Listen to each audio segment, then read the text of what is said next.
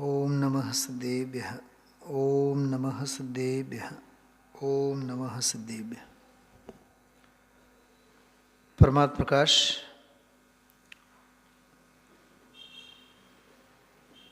गाथा 43મી ગાથા 5મો ભાગ છે।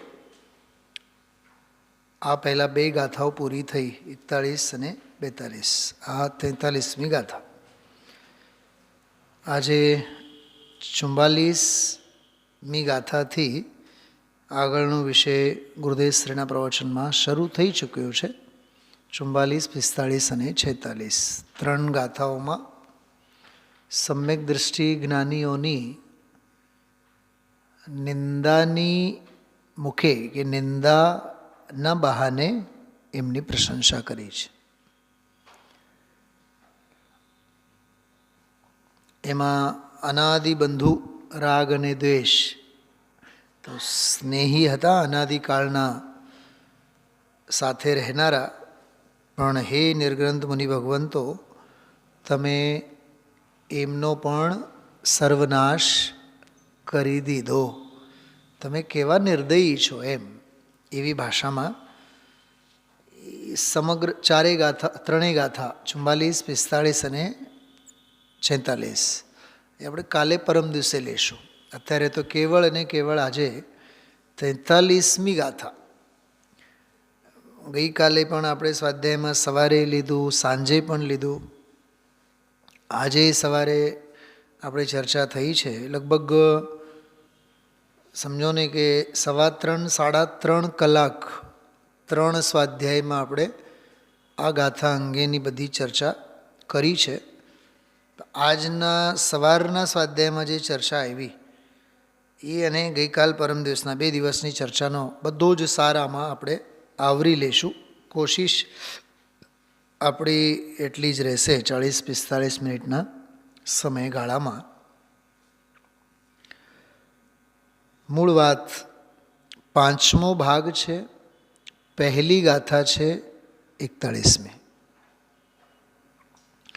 એ ગાથામાં વાત એટલી આવી કે જે જ્ઞાની જ્યાં સુધી સ્વવશ છે, આત્મામાં લીન છે, આત્મભાવે વર્તે છે, ત્યાં સુધી તેઓ સંયત છે, સંયમી છે। અને એ જ જ્ઞાની જ્યારે કષાયવશ, મોહવશ, રાગવશ, કર્મવશ, પરવશ, અન્યવશ થઈને વર્તે છે, એ એનો અન્યવશપણું એ એના અસંયમને બતાવે છે। આમાં અજ્ઞાનીની વાત જ નથી। અજ્ઞાની તો મોહ મિથ્યાત્વના મહા અસંયમમાં પડેલો છે।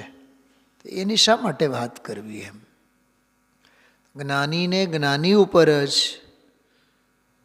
સંયમ અને અસંયમ, સંયમીપણું અને અસંયમીપણું એની વાત સમજાવી। કાલે પણ આપણે વાત કરી હતી કે સાધક દશામાંની કર્મધારા અને સાધકની જ જ્ઞાનધારા। જ્ઞાનધારા મોક્ષ તરફ જાય છે, કર્મધારા આશ્રવને બંધ રૂપે હોવાથી સ્વર્ગાદિકને નોતરે છે। નરકાદિ ન કહીએ આપણે, કેમ કે અશુભ તો જ્ઞાનીને હોય જ નહીં, તો શુભ ભાવરૂપ જ છે, એ કશાય વશ છે। વિદેહ ક્ષેત્રે આચાર્ય કુંદ દેવ ઉપડે છે। બોલો, સ્વવશ કે પરવશ? હા, સમય સાર લખવા માટે કલમ ચલાવે, સ્વવશ કે પરવશ? પરવશ, લાખ વાર પરવશ। સમય સાર માટે કલમ ચાલે, એ સારભૂત કે અસારભૂત? અસારભૂત। બોલો, સમય સાર લખવા માટે કલમ ચાલે એ અસારભૂત છે, કેમ કે પરવશપણું છે। જગત અસાર છે એમ સમજાવવા માટે આચાર્યને જે વિકલ્પો આવે છે એ અસાર છે। આવ્યું હતું એ નાટક સમયસારનો દાખલો, જે 17-18 ગ્રંથો આપણે જોયા હતા। જગપંથ, શાસ્ત્ર લખવાના ભાવ, તત્વ સમજાવવાના ભાવ, અરે 3 લોકના નાથની વાણી સાંભળવાના ભાવ, ગઈકાલે તો ગુરુદેવજી બોલ્યા હતા, શાસ્ત્ર વાંચવાના ભાવ પરવશ છે, અન્યવશ છે. ખ્યાલમાં આવ્યો? તો આવી બહુ સરસ ચર્ચા, ગંભીર ચર્ચા એ 41મી ગાથામાં આવી. પછી 42મી ગાથામાં કીધું, જે મોહને લીધે કષાયોની ઉત્પત્તિ થાય તે મોહને મૂકો. મોહ છે ને ગાંઠ છે, ગાંઠ. સમયસારજીમાં કેળાના ઝાડ હોય ને, કેળાના ઝાડ, કદલી દલ, એનો દાખલો આપેલો છે. ખેતરમાં એક વખત બનાના, કેળાનો પાક લેવાઈ જાય પછી એનો જે હોય પછી બિયારણ કાંઈ કરવાની જરૂરત જ નથી. એમાં ને એમાંથી ફાલ્યા રાખે. કદલી દલ, કંદ છે, મોહ કંદ છે, એમાંથી રાગ, દ્વેષ, કષાયો બધા થયા જ રાખશે. બહુ માર્મિક વાત છે. હા, અંદરમાં મોહની ગાંઠ હોય, જેમાં કેન્સરના રોગી હોય ને, કેન્સરની ગાંઠ હોય, એ ચલો ઠીક છે, મેડિકલ સાયન્સ કહે છે કે ફર્સ્ટ સ્ટેપ અને સેકન્ડ સ્ટેપ અને થર્ડ સ્ટેપ ક્યોર થઈ જાય, ફલાનું ઢીકણું. આપણને કાંઈ સાયન્સનું એટલું બધું ઓલું નથી, પણ થર્ડ સ્ટેજ પછી જે પણ એની પ્રોસિજર થાય, ગમે તેટલા એને ઓપરેશન કરો ને, ગમે તેટલા એ ગાંઠને ઓગાળો, પણ એક બેક્ટેરિયા રહી જાય લાખોની સંખ્યામાં, પળવારમાં જ એનું ક્રિએશન થાય. કમલેશભાઈ, કષાયોનું પણ એમ જ છે. અહમપનાની ગાંઠ, મોહની જે ગાંઠ છે ને, એ ધંધે પેઢીએ હોય તોય અહમ પોષે, અને મંદિરે આવે તોય અહમને પોષે. ત્યાંય હું કરું, ધંધા વ્યાપારમાં જ હું કરું એવું જ છે એમ નહીં. અહીંયાય ધર્મના ક્ષેત્રમાં પણ ઉલટાનું ત્યાં ઓછું અને અહીંયા વધારે. હું કરું એ જે અજ્ઞાન છે, એ જે સાઈડ ઇફેક્ટ, કષાયોની જે ઉત્પત્તિ છે ને, મોહની ગાંઠ અંદરમાં પડેલી છે. કેમ કે હું કરું, મારા કરવાથી જ થાય, એ અહમપનાની મોહની ગાંઠ પડી છે. તો ઘર હોય, દુકાન હોય, ધંધો હોય, વ્યાપાર હોય કે મંદિર હોય, સંસ્થા હોય, એ કષાયની જ્વાલામુખી તો એ ભભકવાની જ ને. એટલે આમાં કહે છે, કષાયને તો છોડો જ છોડો, પણ કષાય જે મોહને લીધે થાય એ મોહ ઉપર સૌથી પહેલાં પ્રહાર કરો. મોહને તો છોડો જ, પણ મોહની સામગ્રીને પણ છોડો. એ સામગ્રીમાં પછી ચેતન, અચેતન, એ મેં કાલે વાત કરી હતી આપણે 18, 19, 20 નંબરની ગાથા. આ મારું છે, હું એનો છું, એ મારો હતો, એમાં 3 કાળની વાત લીધી. આ મારું છે, હું એનો છું, આ મારું હતું અને હું એનો હતો, અને આ મારું રહેશે અને હું એનો રહીશ. તો જ્યારે ત્રણેય કાળ સંબંધી 6 પ્રકારના બધા પાળ બાંધેલા હોય, હું અને તું અને હું, તો પછી કર્તા બુદ્ધિ, ભોગતા બુદ્ધિ તો પછી એમાં ભરીને હોય જ ને, રહેવાનું જ ને એમાં. કમલેશભાઈ સમજાય છે શું કીધું? હમણાં મેં 1 2 મહિના પહેલાં એક વાત, દાખલો આપ્યો હતો. જે બાઈઓ હોય ને, સ્ત્રી, એ પોતાના ધણીને જમાડતી વખતે એટલી બધી સાવધાની શા માટે રાખે?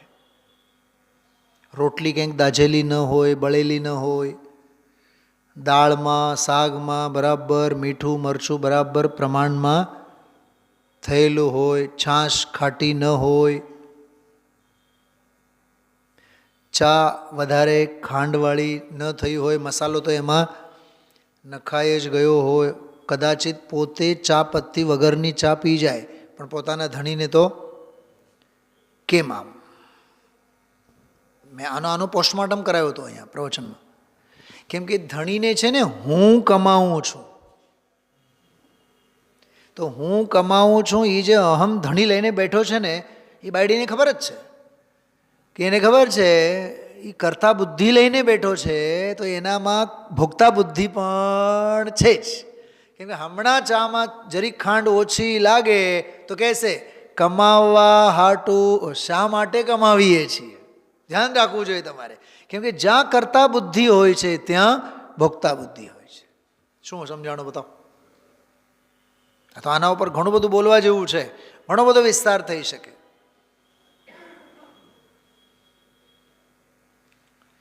શું ભાઈ રાજુભાઈ સમજાય છે? હા,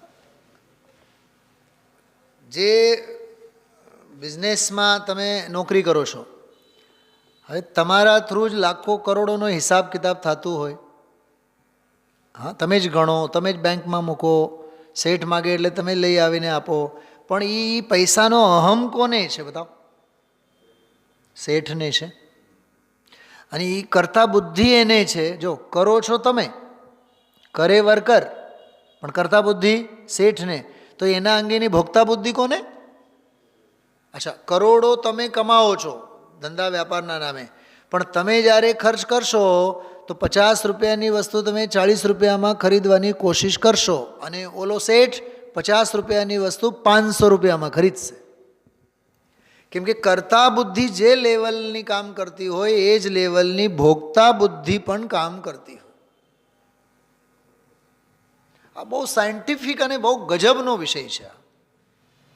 કેમ કે જો હજી વાત, જ્યાં અહમપણું હોય, જ્યાં મમપણું હોય, જ્યાં મમપણું હોય ત્યાં કરતાપણું હોય, જ્યાં કરતાપણું હોય ત્યાં ભોગતાપણું હોય, અને જ્યાં આ ચારેય હોય, કયા? હમણાં જે મેં કીધા, અહમ બુદ્ધિ, મમ બુદ્ધિ, કરતા બુદ્ધિ અને ભોગતા બુદ્ધિ હોય, ત્યાં સ્વસ્વામિત્વ બુદ્ધિ હોય જ. મારું મંદિર, બોલો, મારું ઘર, મારું મકાન આવે છે કે નહીં? આપણી ભાષામાં આવે છે કે નહીં બતાવો?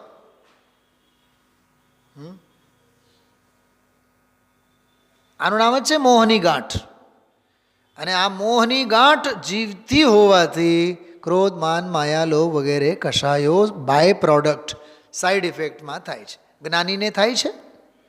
જ્ઞાની કોઈ દી સપનામાંય બોલે કે આ 6 ખંડ મારો છે? હા, હા, આપણે તો ઓટલાને પણ આપણો લઈને બેઠા હોય, અમારો ઓટલો. ઘર આંગણે આમ ઓટલો હોય ને, ઓટલા ઉપર 4-6 જણા આવીને કંઈક જમતા હોય, ખાતા હોય, પીતા હોય, તરત જ આપણે સૂચના આપીએ, ધ્યાન રાખજો, એઠું નહીં મૂકતા. બોલો, જ્યાં અહમપણું ત્યાં મમપણું, જ્યાં અહમ અને મમપણું ત્યાં કરતા બુદ્ધિ, કરતાપણું. જ્યાં અહમ બુદ્ધિ, મમ બુદ્ધિ, કરતા બુદ્ધિ, ત્યાં નિયમથી ભોગતા બુદ્ધિ, ત્યાં નિયમથી સ્વસ્વામિત્વ બુદ્ધિ. જ્યાં એક હોય ત્યાં બીજું હોય, 2 હોય ત્યાં ત્રીજું હોય, 3 હોય ત્યાં ચોથું હોય, અને ચોથા 4 હોય ત્યાં સ્વસ્વામિત્વ બુદ્ધિ હોય અને હોય જ. અને હજી એક વાત સાંભળો, જ્યાં અહમ બુદ્ધિ હોય, જ્યાં મમ બુદ્ધિ હોય, જ્યાં કરતા બુદ્ધિ હોય, ત્યાં ભોગતા બુદ્ધિ હોય, અને જ્યાં સ્વસ્વામિત્વ બુદ્ધિ હોય, આ 5 ભેગા જ્યાં હોય ત્યાં જ્ઞાતા બુદ્ધિ, એટલે જ્ઞાતાપણું નષ્ટ ભ્રષ્ટ ત્રસ્ત સંત્રસ્ત થયા વિના નહીં રહે. ત્યાં જ્ઞાતાપણું જ નહીં રહે. પછી આ 42મી ગાથા છે. મોહની ગાંઠ, મોહને છોડો, જેને લીધે કશાયો થાય છે. બહુ સરસ વાત છે. મોહ મહામદ પિયો અનાદિ. જો કશાયની વાત નહીં કરી, મોહ મહામદ પિયો અનાદિ, ભૂલ આપકો ભરમતવાદી. તો ક્રોધ કેમ, માન કેમ, માયા કેમ? કેમ કે મોહની ગાંઠ. ભાવભાષણ થાય છે. આ બધી રામાયણ ગઈકાલે મેં કરી છે સવારે. મોહ જીવે છે તો કશાયો તો પૂર બહારમાં જીવવાની. તમારી ઓલા ચેસની ભાષામાં કહીએ તો, મને ખબર નહીં કમલેશભાઈ, મારા લાઈફમાં કેવું ન જોઈએ ગણધરની ગાદીએ, પણ મારી એક ઈચ્છા અધૂરી રહી આ ભાવમાંની. મને ચેસનો બહુ શોખ હતો, પણ આવડ્યું નહીં તો આવડ્યું જ નહીં મને.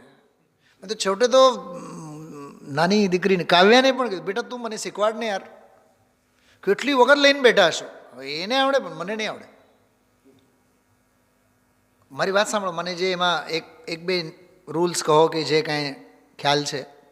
ઓલો કિંગ જ્યાં સુધી જીવે છે ને ત્યાં સુધી ઓલા ઊંટડા, હા, અને હાથી આ બધાય કામ કરશે.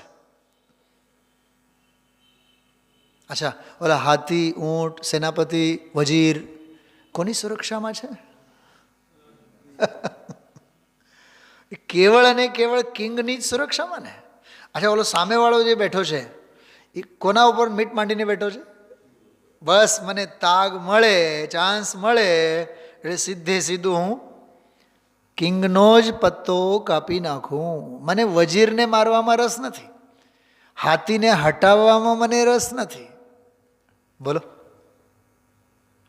અચ્છા, જ્યાં સુધી કિંગ જીવે છે ત્યાં સુધી હાથી અને ઘોડા બધા દોડ્યા રાખશે, એક ઘર અને અઢી ઘર. પણ ઓલો ગયો એટલે ઓલા બધાની રમત. બસ આ મોહ અને કશાયનો આવું છે. મોહ એટલે ઓલો ચેસમાં, શતરંજમાં કિંગ, રાજા, અને બાકી બધા કોણ છે? વજીર, હાથી, ઘોડા, એ બધા કશાયો છે. અને જ્યાં એ હલચલ ત્યાં સુધી કરશે. અને અચ્છા, ઓલે શું કહેવાય, શતરંજનું જે આખું શું કહેવાય, પેડ કહો છે કોઈ, બોર્ડ, એ બોર્ડ પર એ લોકોની હલચલની નોંધ પણ ત્યારે જ લેવાય છે જ્યારે ઓલો રાજા જીવે છે. એમ સમ્યક દૃષ્ટિના જીવનમાં કશાયોની નોંધ પણ ત્યારે જ લેવાય છે જો મોહ જીવે છે. પણ મોહ જ મરી ગયો છે, કશાયની કોણ નોંધ લે? કોરોના હવે નેગેટિવ આવી ગયો, સાહેબ હવે 2 દિવસની નબળાઈ છે, હવે નબળાઈની નોંધ લેવાતી નથી. ખ્યાલમાં આવ્યું? એ ચેસ બોર્ડની જે મેં વાત કરું છું, કિંગ, બાકી બધા વજીર વગેરે, તો એ મોહ ગાંઠ છે. એટલે એ ગાથામાં એમ કીધું, મોહની સામગ્રીને જીતો, મોહની સામગ્રીથી દૂર રહો. મોહની સામગ્રી એટલે શું? આ ધંધો, આ વ્યાપાર. રાજુભાઈ, આ કેવળ સાંભળવાની વાત નથી. 60-70 વર્ષ થયા બાદ હવે સેવા નિવૃત્ત થાવ એમ કહે છે, કેમ કે મોહની સામગ્રી છે. કોઈ એવા સુદર્શન શેઠ પછી શેઠ નથી થયા પેઢીએ જઈને સામાયિક કરે. જયેશભાઈ,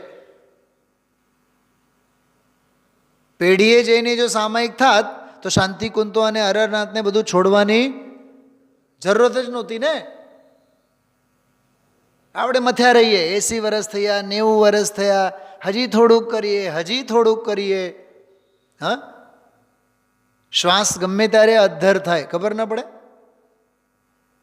પેઢીએ શેઠની મુદ્રામાં પ્રાણ છૂટે, પેઢીએ શેઠની મુદ્રામાં પૈસા ગણતા ગણતા પ્રાણ છૂટે, અને મંદિરમાં કે ગુફામાં કે ઘરમાં સામાયિકની મુદ્રામાં પ્રાણ છૂટે. બેઉમાં ફેર નથી. તો શું માંડીને બેઠા છીએ આપણે? તોલી ગાથા કેવળ વાંચવા માટે છે? ગાથા એમ સમજાવે છે, ભાઈ સાહેબ, અસત્સંગને છોડો. આવ્યું તો એમાં, અસત્સંગને છોડો, સત્સંગને કરો, સત્સંગ કરો. કેમ કે સત્સંગ જે છે એ તમને સ્વભાવની શિક્ષા આપશે.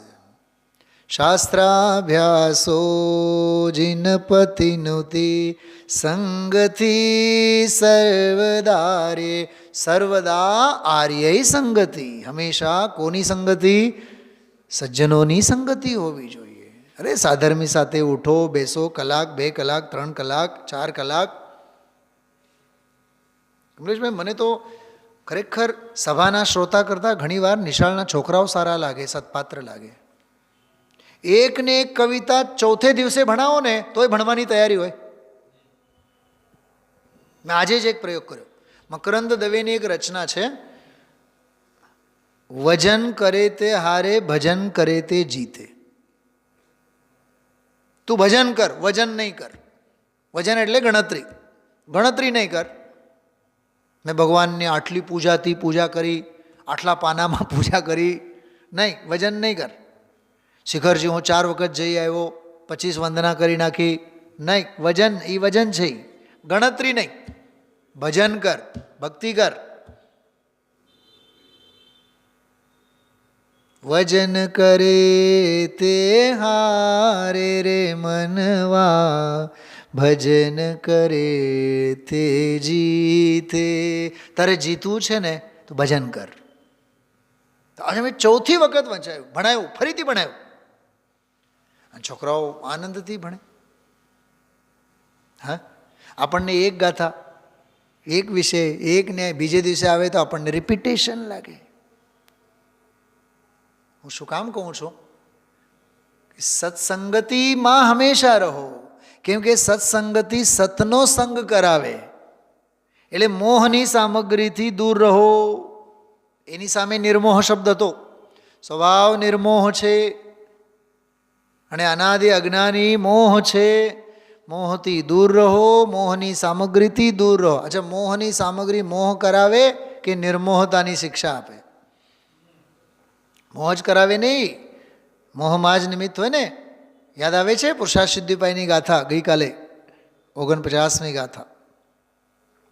સૂક્ષ્માપી ન ખલુ હિંસા પરવસ્તુ નિબંધના કાર્યા હિંસા યતન નિવૃત્તિ પરિણામ વિશુદ્ધએ તદપી કાર્યા. 49 નંબરની ગાથા. પરવસ્તુ નિબંધના હિંસા સૂક્ષ્માપી ન ખલુ, કે અલ્પ માત્ર પણ, થોડીક પણ હિંસા પરદ્રવ્યને નિમિત્તે થતી નથી, પરને લીધે નથી થતી. પણ છતાં એ હિંસાના આયતન છે. માટે પરિણામોની વિશુદ્ધિને માટે પરનો હિંસા યત્નોનો ત્યાગ કરવો જોઈએ.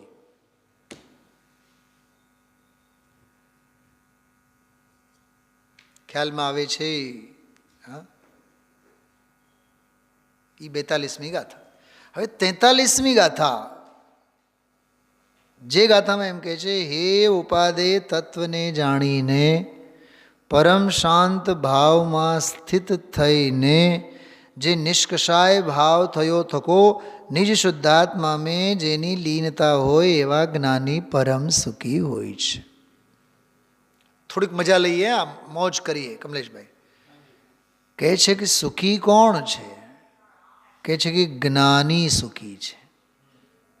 પરમ સુખી. હા, પરમ સુખી, સર્વોત્કૃષ્ટ સુખી કોણ છે? તો કહે છે કે જ્ઞાની સુખી છે.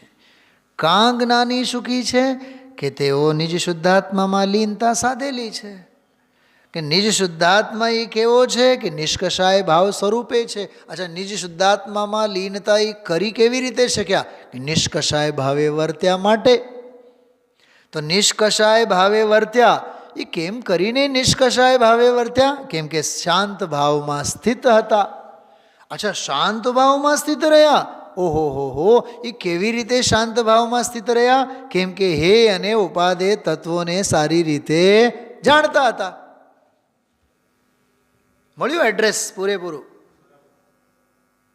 ફરી પાછું, હે અને ઉપાદેને છોડવા લાયકને છોડવા યોગ્ય, ગ્રહણ કરવા લાયકને ગ્રહણ કરવા યોગ્ય, સારી પેઠે જાણતા. માટે જાણીને શાંત વિતરાગ સ્વભાવમાં સ્થિર થયા. તો જ્યારે શાંત સ્વભાવમાં સ્થિર થયા તો એના પરિણમનમાં શું હોય? કશાયો ન હોય, નિષ્કષાયપણું હોય, વીતરાગપણું હોય. અને વીતરાગપણું હોય તો એની ઓથે તો એ સ્વરૂપ અને સ્વભાવમાં જ લવલીનતા કેળવવાના. અને જ્યારે સ્વભાવમાં જ લીનતા કેળવી તો એના અનુભવમાં પરમ સુખ સિવાય બીજું કંઈ ન. રિવર્સ ફોરવર્ડ બેઉ તરફથી તમે જુઓ. હવે સાંભળો. હવે આટલા 1.5-2 લીટીને ટીકામાં 15-20 લીટીમાં વિસ્તાર આપ્યો. ઓહો, હે અને ઉપાદેયને જાણવું, પછી શાંત ભાવમાં ઠરવું, પછી નિષ્કષાય ભાવે શુદ્ધાત્મામાં લીન થવું, અને પછી જે સ્વાદમાં આવે અનુભવ ચિંતા મણિરતન, અનુભવ હૈ રસકૂપ, અનુભવ માર્ગ મોક્ષનો, અનુભવ મોક્ષ સ્વરૂપ. તો એ જો તમે મૂળ એક વખત ગાથા બોલીએ આપણે 43મી માંગલિક રૂપે ગાથાનો પાઠ કરીએ. તત્તા તતુમુણે વિમણિજે થકા સમભાવી તે પર સુહિયાયથો જગી જહ રૈયપ સહાવી. આમાં 2 શબ્દો બહુ માર્મિક છે. તત્તા તત્તુ મુણેવી. તત્વ અને અતત્વને માનીને એટલે જાણીને, મનમાં માનીને એટલે મનમાં સ્વીકાર કરીને, ટૂંકમાં જ્ઞાનમાં જાણીને, જે સમભાવી થક્કા, થક્કા એટલે સ્થિત છે, જે સમભાવમાં એટલે વીતરાગ ભાવમાં સ્થિત છે. જો આમાં એક ગજબની વાત, કાલ સવારના સ્વાધ્યાયમાં મેં વાત કરી હતી, જાણીને સ્થિર થયા, એનો અર્થ જ્ઞાનનું કામ થયું પછી સ્વરૂપમાં ઠર્યા. જ્ઞાન પ્લસ ચારિત્ર ઇઝ ઇક્વલ ટુ સુખ, એમ કહે છે આમાં. જાણ્યા, ઠર્યા, સુખને વેદ્યા. હાજી, જાણવું પ્લસ ઠરવું ઇઝ ઇક્વલ ટુ સમાધાન. સવારે નહોતું કીધું? જાણવું પ્લસ ઠરવું ઇઝ ઇક્વલ ટુ સમાધાન. હવે આપણે જાણવાના માર્ગે તો છીએ પણ ઠરતા નથી, તો સાવધાની સમાધાન ક્યાંથી હોય?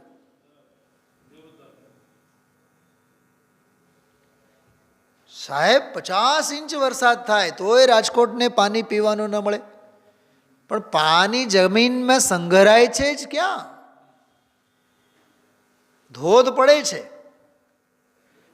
પણ સંગ્રહ ક્ષમતા અને સંગ્રહની પાત્રતા ક્યાં? તો સાહેબ જાય છે ક્યાં? રસ્તા વાટે વહીને નદીઓ અને નાલાઓમાંથી સીધું અરબી સમુદ્રમાં જાય છે. એને કહેવાય પડે છે બધું પણ બધું વેડફાય છે. તો સેમ આવી જ વાત, જાણે છે બધું પણ ઠરતો નથી ને. જાણ તો ઠર, જાણીને ઠર, જાણે છે ને તો ઠર.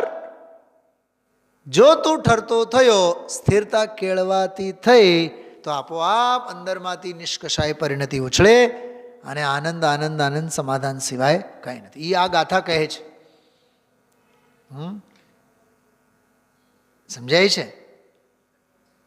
જો અર્થ જો કે હા, હે ઉપાદે તત્વને જાણીને પરમ ઉપશમ ભાવમાં સ્થિત થઈને, આવ્યું ને, જાણીને સ્થિત થઈને પછી જ્ઞાનીઓને સ્વશુદ્ધાત્મામાં રતિ થઈ, તેઓ જ સુખી છે. થોડીક હજી એક માર્મિક વાત મગજમાં આવે છે. જ્ઞાનીઓને રતિ શેમાં થઈ? નિજ શુદ્ધાત્મામાં રતિ થઈ. આત્માની વાત સાંભળવા ભરમાં રતિ થઈ એમ નહીં. એક વખત મેં સ્વાધ્યાયમાં કીધું હતું, શ્રવણ તો ઘણું છે, શ્રાવણ કેટલું? અચ્છા, ચૈત્ર વૈશાખ જેઠ આષાઢ શ્રાવણ ભાદ્રપદ, એમાં કયો મહિનો આપણા માટે વહાલ સોયો લાગે? પાનખર ઋતુવાળો, આષાઢવાળો કે શ્રાવણવાળો? શ્રાવણ લાગે કે નહીં? કેમ શ્રાવણ લાગે? કેમ કે જ્યાં ત્યાંથી બધેથી જળ સ્રવે માટે એ મહિનાનું નામ શ્રાવણ. તો એક આત્માર્થીનું જીવન કેવો હોવો જોઈએ? શ્રાવણ જેવો હોવો જોઈએ. અહીંયા તો શ્રવણ છે, કેમ કે બે છે ને, બેઉ ધંધે. કેટલા દિવસોથી? અરે દિવસોની વાત, વર્ષો થયા. કેટલા વર્ષ થયા? 50 વર્ષ. અચ્છા, શ્રવણ 50 વર્ષથી, શ્રાવણ કેટલી વાર નહીં, એ હજી વિચાર્યું જ નથી. તમે લોકો હસો છો, પણ આ ગંભીર વાત કરું છું, બહુ ગંભીર વાત છે. ચલો, સમોશરણમાં હજારો જીવો જાય, હજારો જીવો, લાખો કરોડો જીવો જાય થોડાક જ વર્ષો માટે ને. અરે એક વખત ગયા એ ગયા, કેવળ જ્ઞાનને લઈને ઊભા થઈ ગયા. ગૌતમ ગણધર બનતા પહેલા એ તો ગ્રહિત મિથ્યાત્વના શિરોમણી હતા. 700, 800, 900 બધા સાધકોના શિરોમણી હતા. અચ્છા, એ કેટલી વાર સમોશરણમાં જઈને આવ્યા પછી મુનિ બન્યા? કેટલી વાર જઈને આવ્યા પછી ગણધર બન્યા? એ ગણધર માટે એને ક્વોલિફિકેશન કેટલું હતું? વિચાર કરો. ગયા ઈ ગયા, 4 જ્ઞાનને લઈને ઊભા થયા ને, ગણધર જ બની ગયા ને અંદર. આપણે તો ન જાણે સમોસરણમાં કેટલી વખત જઈએ, કેટલી વખત પાછા આવીએ. એટલે મેં સવારે જ આજે સ્વાધ્યાયમાં કીધું હતું, અંદરમાં ગયા ઈ ગયા, પછી પાછા આવ્યા જ નહીં. એ મામા કહે છે જાણીને જે ઠરે.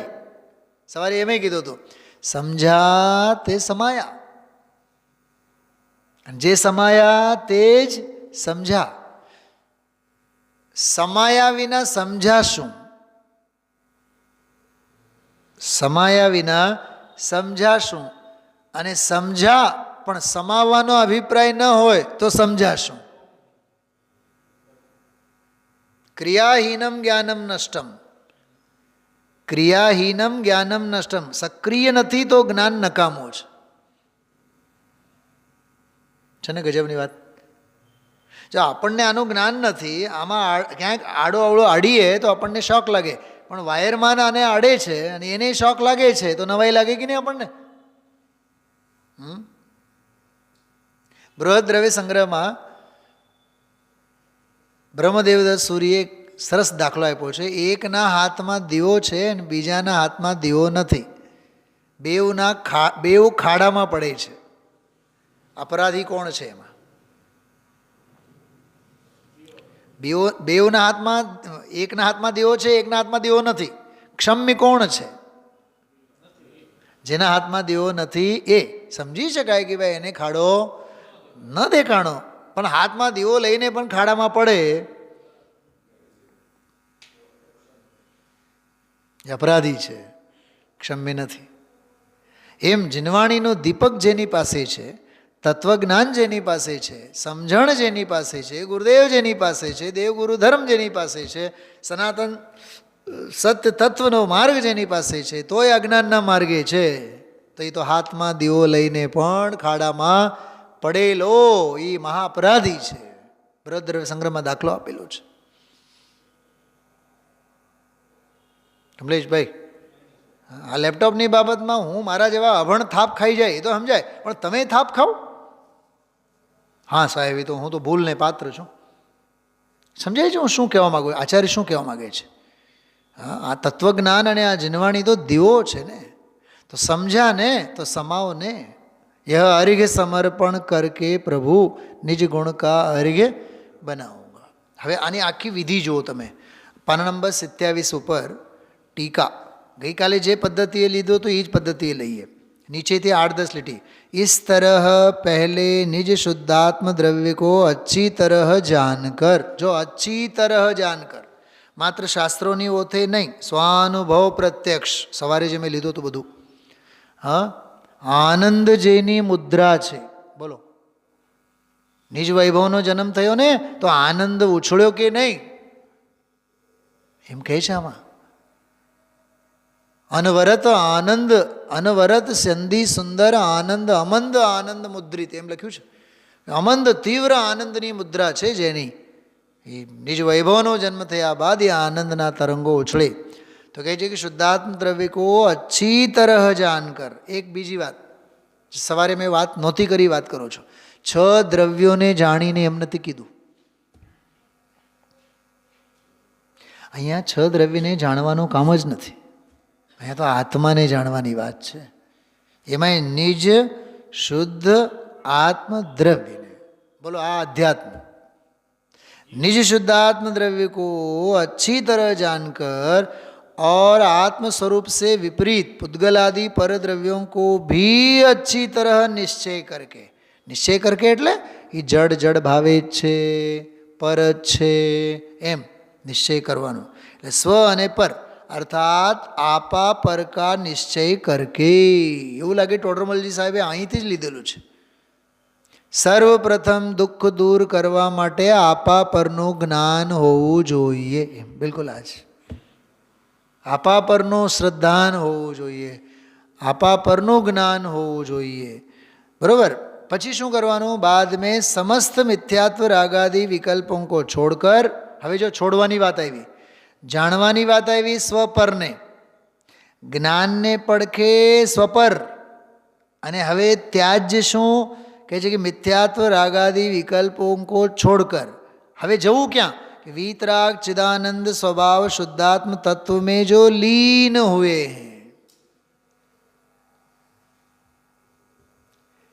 જાણીને ગલગલિયા નથી થયું એમને, અંદરમાં ઠરી ગયા, ઠરતા થયા, અને ઠરતા થયા સ્વરૂપમાં લીન થતા ગયા. વે હી ધન્ય હે. સવારે મેં કીધું તો ધન્ય એટલે કૃતાર્થ, કૃતકૃત્ય, જેમણે હવે કર્તવ્ય બધું જ પૂરું પાડ્યું છે. હવે કરવાનો કાંઈ શેષ રહ્યો નથી. ધન્યને, કૃતકૃત્યને ધન્ય કહેવાય. ઓહો હો, તમારા પગલાં પડ્યા, અમે ધન્ય બની ગયા. આનો ભાવ ભાષણ કરો, શાબ્દિક અર્થનો કાંઈ નહીં થાય, ભાવ ભાષણ કરવાનું, એને ધન્ય કહેવાય. હવે વાત ક્યાંથી શરૂ થઈ હતી? ઇસ તરહ પહેલે નિજ શુદ્ધાત્મ દ્રવ્ય કો અચ્છી તરહ. હવે ઇસ તરહ કિસ તરહ પ્રશ્ન પૂછો તો કહે છે ઉપરની 8-10 લીટીમાં, 14-15 લીટીમાં 7 બોલ અને 14 નયો. બોલો કેવી કસરત છે. 7 બોલો અને 14 નયો વડે. હવે જો સાથે 7 બોલોની વાત કરીએ.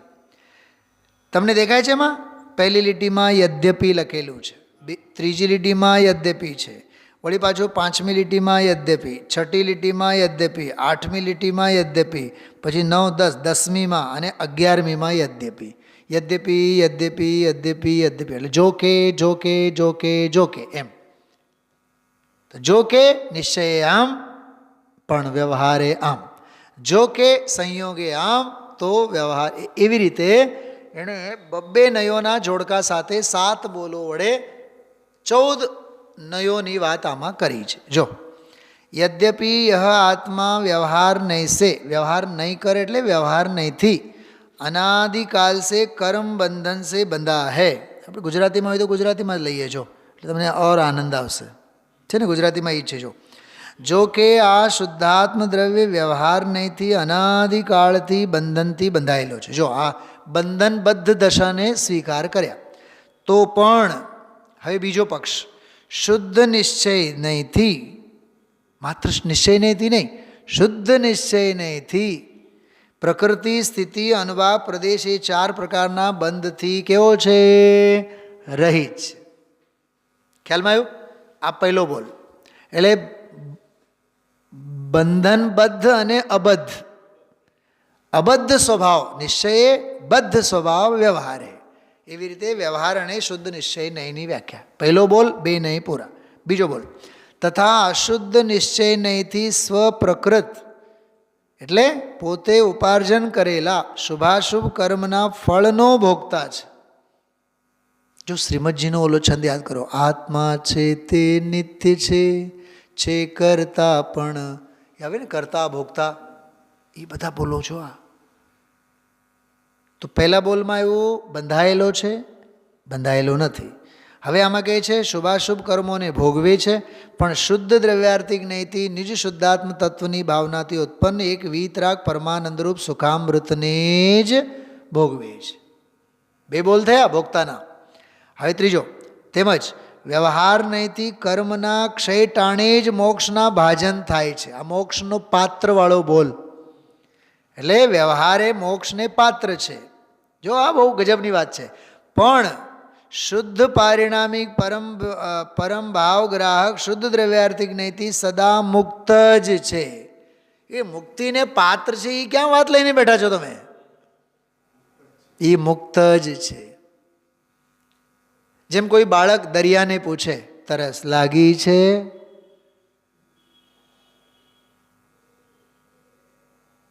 અહીં મારા જેવા કોઈ વક્તાને એમ કમલેશભાઈ પૂછે, સાહેબ તમને 6 દ્રવ્યના નામ આવડે છે? કેવું લાગે? એટલે એમાં નોનસેન્સ જેવું લાગે ને.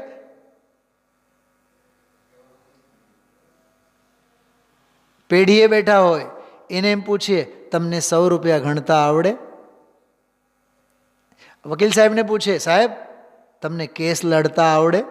ડૉક્ટરને પૂછે, સાહેબ તમને ઇન્જેક્શન હા દેતા. તમે વિચાર કરો, અરે જેનો જે ધંધો જ હોય, જે 24 કલાક જેમાં ગળા ડૂબ જ હોય, તો જે પોતે સ્વયં મુક્ત જ હોય, એ મુક્તિને પાત્ર એ વાત આવી ક્યાંથી એમ? એટલે મેં સવારે કીધું હતું કમલેશભાઈ, તમે હતા ને સ્વાધ્યાયમાં, એમાં કીધું હતું, કોક આપણને એમ કે ઓહો હો તમે તો બહુ પાત્ર જીવ છો, અને અંદરમાં જો એમ ઉમળકો આવે, વાહ વાહ વાહ મારા વખાણ થયા, સમજી લેવાનું અભૂતાર્થ વ્યવહારને છાતીએ વળગાડીને બેઠા છે. કેમ કે મોક્ષને માટે પાત્ર કહેવું એ કઈ નહીંની અપેક્ષા, વ્યવહાર નહીંની અપેક્ષા છે. એ પર્યાયાર્થિક નહીંનો વિષય છે. અટકવાના સ્થાન ગજબ ગજબ છે બધું. તો આ બોલ થયા બે, એટલે ભોગતાના એ બે નહીં, અને હવે આ મોક્ષને પાત્ર છે એમ કેવું વ્યવહાર નહીં, અને શુદ્ધ પારિણામિક પરમ ભાવ ગ્રાહક શુદ્ધ દ્રવ્યાર્થિક નહીંથી મુક્ત જ છે. 6 થયા, નયો 6 થઈ, 3 બોલ થયા. હવે ચોથો, જો કે વ્યવહાર નહીંથી ઇન્દ્રિય જનિત જ્ઞાન દર્શન સહિત છે, અક્ષયોપશમ જ્ઞાનવાળો, તો પણ નિશ્ચય નહીંથી સકળ વિમળ કેવળ જ્ઞાન કેવળ દર્શન સ્વભાવવાળો છે. વાહ, આ ગજબનો આમાં ગુરુદેવશ્રીએ સમજાવ્યું છે. આજના એમાં વિષયમાં બહુ સમજાવ્યું છે.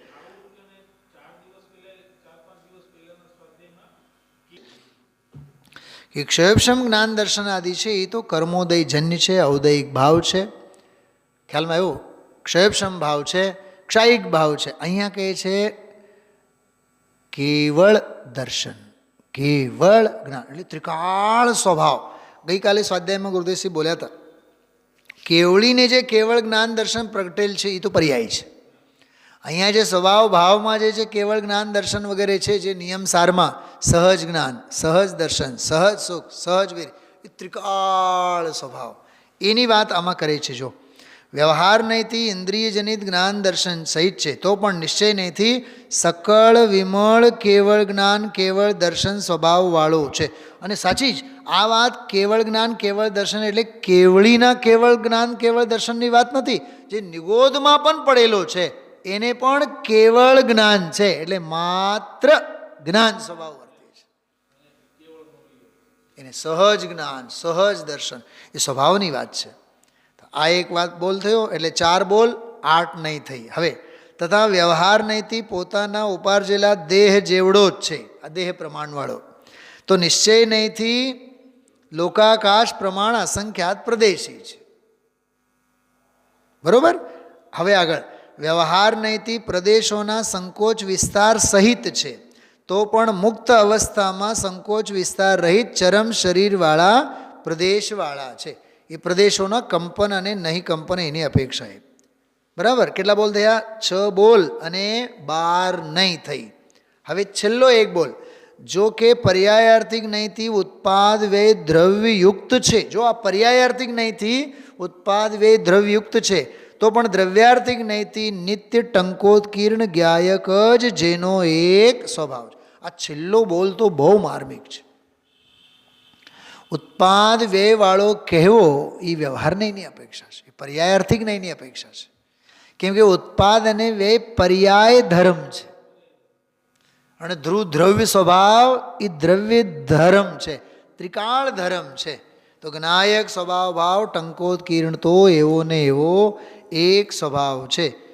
હવે જો એવા નિજ શુદ્ધાત્મ દ્રવ્યને, હવે જોજો ઓલી બધી વાત આવી, 7 બોલ 14 નહીં. હવે કહે છે એવા નિજ શુદ્ધાત્મ દ્રવ્યને પ્રથમ જાણીને નિજ શુદ્ધાત્મ દ્રવ્યથી વિલક્ષણ પરદ્રવ્યનો નિશ્ચય કરીને પછી સમસ્ત મિથ્યાત્વ રાગાદી વિકલ્પોનો જે ત્યાગ કરીને વિતરાગ ચિદાનંદ જેનો એક સ્વભાવ છે, એવા સ્વશુદ્ધાત્મ તત્વમાં જેવો રત થાય તેવો જ ધન્ય છે. એટલે તે જ્ઞાની જ સુખી છે. આવો આ ગજબનો સરસ, આજે પણ આપણે જો 45 મિનિટમાં લગભગ 41, 42 અને 43 આ ત્રણેય ગાથાઓ, ખાસ કરીને આ ત્રીજી 43મી ગાથા, એના ઉપર જે આપણે 2 દિવસના અપૂર્વ સ્વાધ્યાયો થયા એનો બધો જ સરવાળો આપણે આમાં આવરી લીધેલ છે. પછી સિદ્ધ ભક્તિમાંથી એક સરસ મજાનો શ્લોક પૂજ્યપાદ આચાર્યજીનો આપેલો છે, કેવળ એનો અર્થ વાંચીને વાત પૂરી કરીએ. આત્મા અનાદિથી કર્મો વડે બંધાયેલો, પોતે ઉપાર્જેલા શુભાશુભ કર્મનો ભોગતા, તેના ક્ષયથી મોક્ષનો ભોગતા, જ્ઞાતા દ્રષ્ટા, સંસાર અવસ્થામાં સ્વદેહ પ્રમાણરૂપ સંકોચ વિસ્તારના સ્વભાવવાળો, ઉત્પાદ વ્યય દ્રવ્ય સ્વરૂપ અને પોતાના ગુણથી યુક્ત છે, આવા સ્વરૂપે આત્માને જાણવાથી સાધ્યની સિદ્ધિ છે. અન્ય પ્રકારે જાણવાથી સાધ્યની સિદ્ધિ થતી નથી. ગઈકાલના વ્યાખ્યાનની ભાષામાં કહીએ, આત્મસિદ્ધિની વિધિ એટલે આ ગાથા અને આ ગાથાની 7 બોલોની અપેક્ષાઓ, 14 નયોની અપેક્ષાઓ, આ રીતે સ્વપર આપા પરનું જ્ઞાન, સ્વરૂપની લીનતા, કશાય સામગ્રી, મોહ સામગ્રીનો ત્યાગ અને સ્વરૂપની સિદ્ધિ થયે શાશ્વત સુખની પ્રાપ્તિ, એવા પરમ સુખી જ્ઞાનીની વાત આમાં કરવામાં આવી છે. ઓમ નમઃ સિદ્ધિભ્ય.